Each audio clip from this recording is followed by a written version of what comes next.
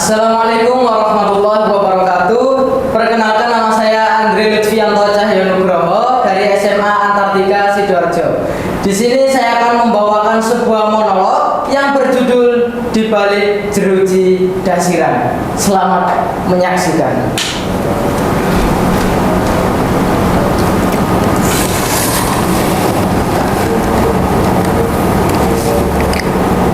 Namaku Dasiran.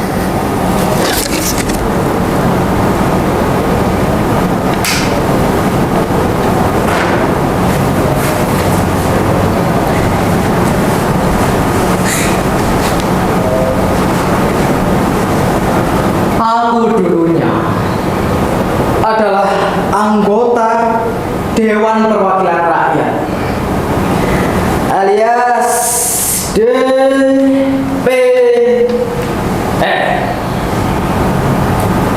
Sebagai wakil rakyat, seharusnya aku dulu mementingkan keluhan rakyatku. Tapi aku dulu malah mementingkan kepentingan si Yukcang itu saja. Kalian tahu siapa Yukcang itu? Dia adalah pengusaha terkenal di kotaku. Oleh karenanya, aku hanya bisa meratapi nasib di balik jeruji besi itu.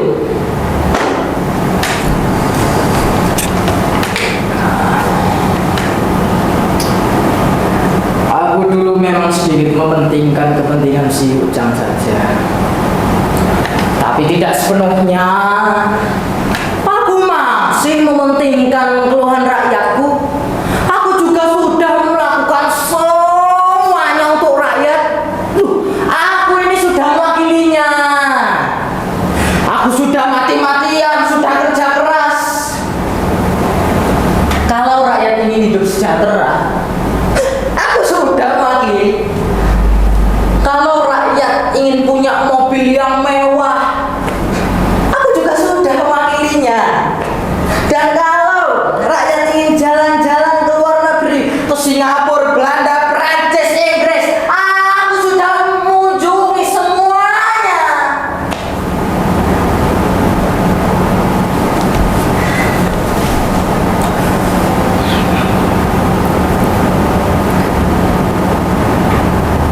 Aku dulu bahkan sudah diingatkan oleh istriku. Dia selalu berkata, "Mbok yo ilingo to, Mas. Kamu menjadi begini ini, dipilih menjadi wakil rakyat itu karena satu, yaitu kejujuran. Mana kejujuran kamu yang dulu itu mana?"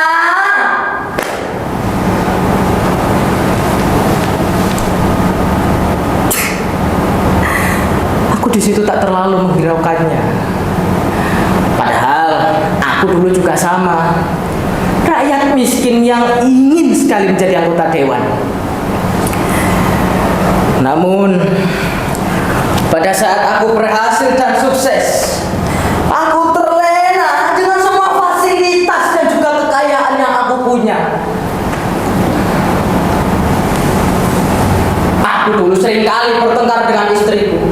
Hanya karena masalah sepele, dia itu selalu saja menceramahiku dengan kata-kata kejujuran. Kejujuran?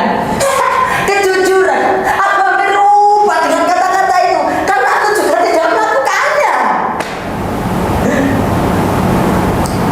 Saat menjabat sebagai seorang anggota dewan yang dulunya juga menangani sebuah proyek tanah yang seharusnya bisa aku selesaikan, tapi aku membuatnya memutar-mutar supaya tidak terselesaikan. Bahkan ada yang aku gusur pada saat itu.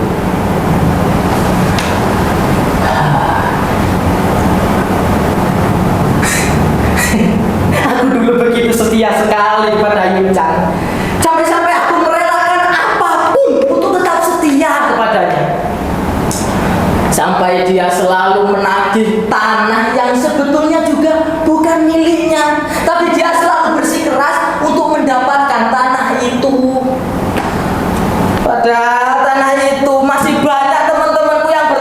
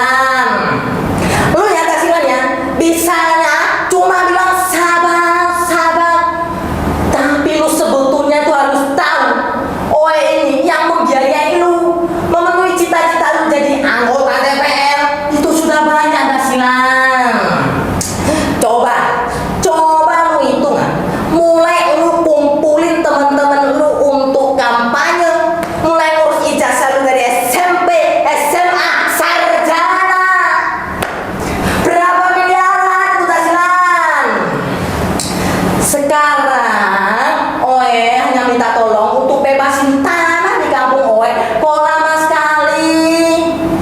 Gimana sih kerjaan tidak silat? Bebasin tanah gitu aja kok susah. Padahal ya, tanah itu masih ada pemukiman. Saat itu aku sangat bingung dengan keinginan Yukjan. Ya gimana gak bingung? Mengkosongkan tanah yang begitu padat pemukiman. Aduh. Tapi di saat itu aku tidak memiliki banyak pilihan. Selain menyetujui keinginan Yukjan, yang langsung aku laporkan kepada Pak Wali Kota. Ya, aku dulu sangat bingung, sebingung-bingungnya. Sampai aku cerita kepada sahabatku. Ya, Kaspo namanya. Aku bercerita bahwa tanah itu tidak mudah aku kosongkan. Karena aku dulu bertempat tinggal di sana. Saat masih miskin dan juga menempati rumah letak yang ada di sana. Namun saat ini Kaspo hanya bisa memberikanku saran sama seperti apa yang aku pikirkan.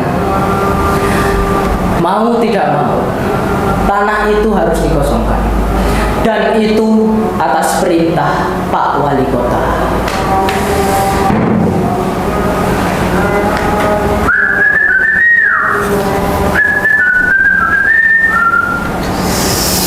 Aduh.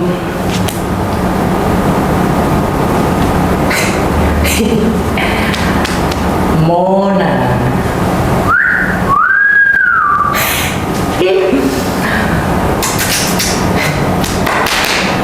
Aku sangat ingat dulu Kaspo mengenalkanku pada wanita yang sangat cantik. Kaspo dulu selalu menceritakannya. Namanya Mona.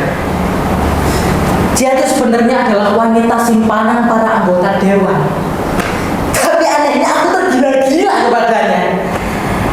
Ya, aku tahu dia adalah wanita yang sangat cantik dan anggun. Aku terpesona pada pandangan pertama. Ya, namun ternyata bukan hanya aku saja yang menyukainya. Meski dia adalah simpanan para anggota dewan yang lain, yang lebih mengejutkannya lagi adalah Yukjan juga menyukainya. Sampai-sampai dia ingin dijadikan istri kedua olehnya. Ya, aku bertengkar hebat di sana dengan Yukjan. Aku masih ingat apa yang dia katakan pada saat itu. Lo mau apa? Deket-deket sama Mona lagi. Lo tahu siapa Mona ini? Dia ini calon Tunti Oe. Tahu gak lo? Dan betapa mengagetkannya lagi saat aku bertengkar dengan si Yukjan, istriku, memergokiku berada di rumah Nona. Aku sangat terkejut, tapi aku tidak bisa berbuat apa-apa. Aku hanya bisa pasrah jika istriku menceraikanku. Tapi apa? Tapi apa? Istriku, dia hanya berkata, aku tidak akan menceraikanmu mas, tapi aku akan membeberkan semua kebohonganmu ke media. Dan aku akan mengundang semua wartawan dan menjelaskan bahwa kamu menjadi anggota dewan yang terhormat, yaitu Dr. Randes Dasiran. Semuanya itu karena ijazah palsu. Dan nanti semua resiko kamu yang akan menanggungnya, karena kamu telah membohongi publik.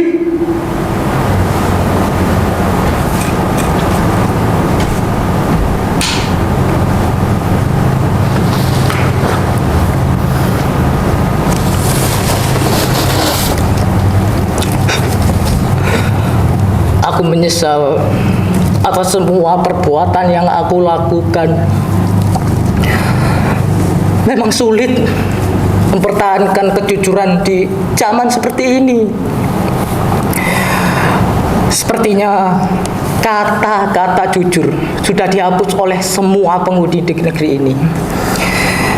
Namun hanya ada satu kejujuran yang tak pernah hilang, yaitu jujurnya matahari terbit di timur dan tenggelam di barat.